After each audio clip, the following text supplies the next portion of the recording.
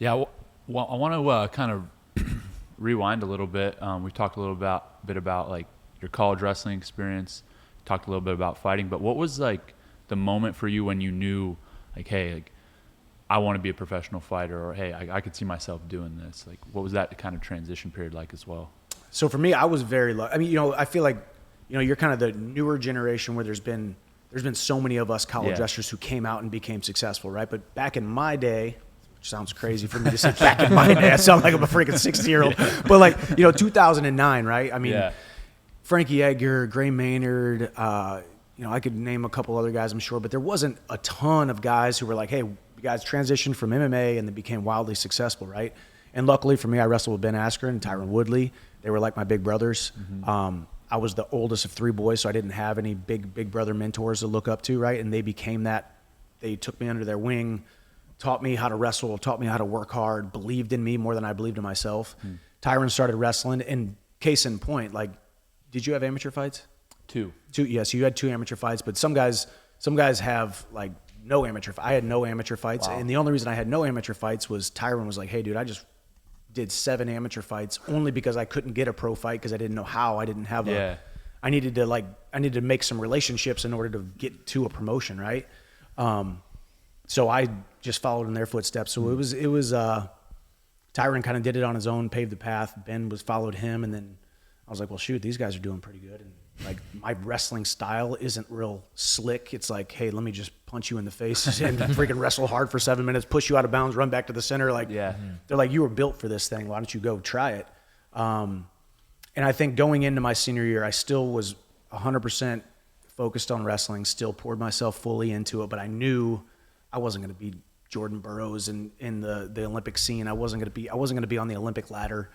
And, I wanted to stick around and coach for a year, stick around. I mean, kind of that transition. Did you stick around and coach for a year? We're both still part of Nickal Wrestling Club. Okay, yeah. So I still wrestle like most of the time. Yeah, so like, because you're getting done with college and you're like, dude, I don't want this to end. This is awesome. We had two.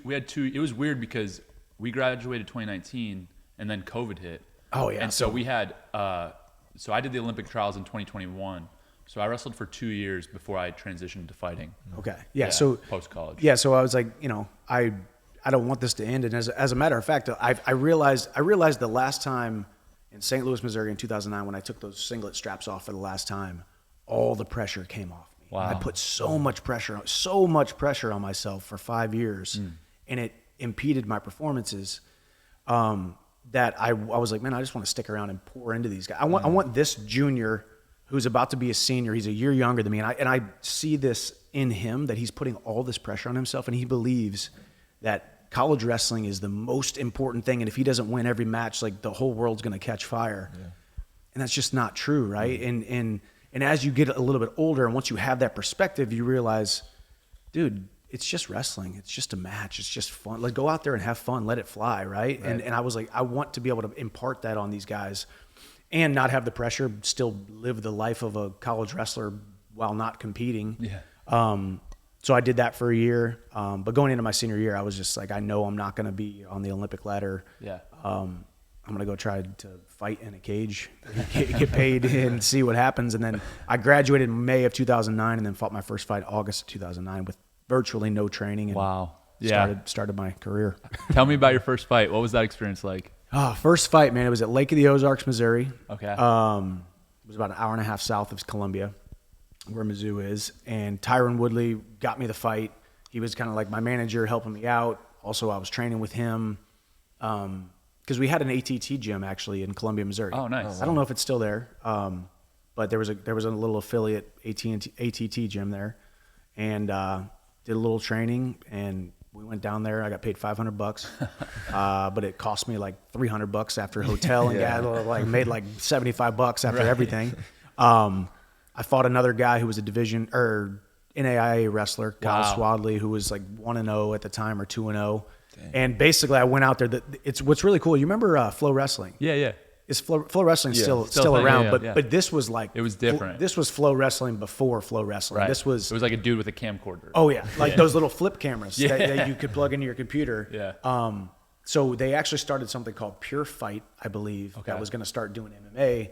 So they filmed my first fight. It's on YouTube. No way. And I basically ran forward, threw a couple punches, did a double leg, and then got on top of this guy and threw like 250 punches in like 3 minutes, and the ref pulled me off of him. Wow. And that was my first experience with fighting, and I was like, well, this was kind of cool. Like the ref just pulled me off. I guess I'll just keep going. And I knew I was going to be pretty darn successful at it.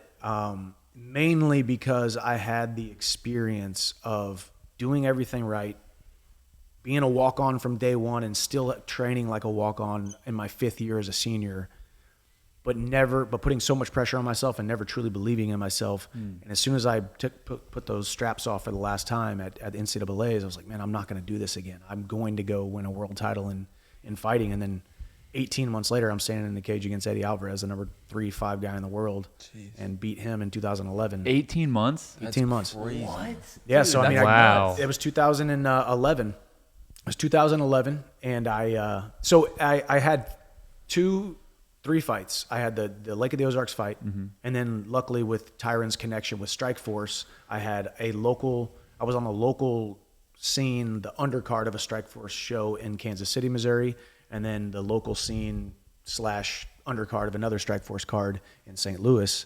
And then at the same time, I had a Strikeforce contract and a Bellator contract on the table. And Tyron was like, hey, I'm not going to tell you which one to do. Obviously, I like Strikeforce. Strikeforce is great. But then Bellator had a clear path to the title. You go in, you win these first 2 fights, prove yourself, we'll put you in the tournament. You win 3 fights in 3 months, and then you fight for the world title if you win the tournament. And I'm like, well, that'll work. I'll do it. Let's go do that. So I had 6 fights in a 13-month period. Dang. From 2010 to 2011. And then it culminated in November of 2011 with the fight of the year against Eddie. Crazy fight. I ended up finishing him in the 4th or 5th round, I think. And then all of a sudden I'm like, what just happened? Everybody immediately was like, hey, who's this dude? He just beat Eddie Alvarez. What about him fighting Benson Henderson? What about him fighting Anthony Pettis? What about him fighting Frankie Edgar, like the guys who were top 3 in the UFC? And then 10 years later, I finally signed with the UFC. Yeah, right. After a few ups and downs, right? Like I also went through a 3-fight loss streak in there, 688 days without a win. So it's just like, the beautiful thing about this sport is, like, obviously it's so dangerous and people love it, but it's also still the long game. You still have to play the long game. You still have to be standing here. I was hoping to still be standing here at 38 years old at the highest level against the top guys. And it's been a long journey, a lot of ups and a lot of downs. So it's been fun. That's amazing, dude. It's pretty. 18 months. That's crazy. And then it's crazy to have that much success that quick, but also have the longevity.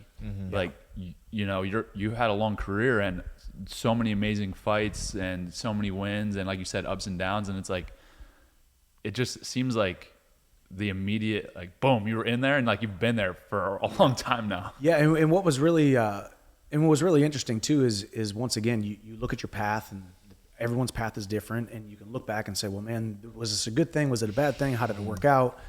I got shot out of a cannon, obviously, like in the first, within that 18 months, I'm fighting for a world title against arguably one of the top 3 fighters in the world. And then after that, and that was my 9th or 10th fight, right? And then I think I won my next 3 fights. So I'm gonna end up being 12-0 and had like 7 first-round finishes, 9 fights within stoppages within the first 3 rounds. And got shot out of a cannon. So I hadn't really matured. My physical body was beating people, but my mental body and my spirit wasn't built up enough and ready to be the champion, because there's just so much that you learn with maturity, and competing. And some guys mature faster than others. And like I said, I was a late bloomer. I didn't even believe in myself finally until my senior year of college, and which was, I was 22 years old finally. Right. So it's been a heck of a journey. Yeah. Here we are. For sure.